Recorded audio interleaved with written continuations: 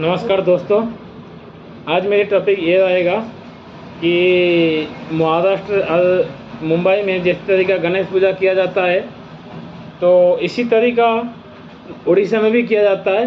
But नाम हो गया है मुंबई और महाराष्ट्र में बढ़िया तरीक़ा से पेंडल वगैरह बांध के वो बनाते हैं, लेकिन हमारे उड़ीसा में भी कोई कम नहीं है। अगर उड़ीसा में दिखा जाए वो तो घर घर में गली गली में भी गणेश पूजा होता है। तो सब बड़े बड़े अगर दिखा जाए तो कटक और भुवनेश्वर में होते हैं, कटक भुवनेश्वर में होते हैं। तो हमारा कहना मतलब है इस बार हमारा अतिथि के स्वरूप से आ रहे हैं भाईजान अक्षय कुमार जी, दोनों आएंगे। तो ये आएंगे 8 तारीख को हमारा कटक शहर में आएंगे। तो कटक शहर में भी बहुत बड़े बड़े गणेश मूर्ति बनेगा, गणेश मूर्ति का पूजा भी होगा, वहाँ की विसर्जन भी बहुत बढ़िया तरीके से विसर्जन किया जाता है यहाँ पे।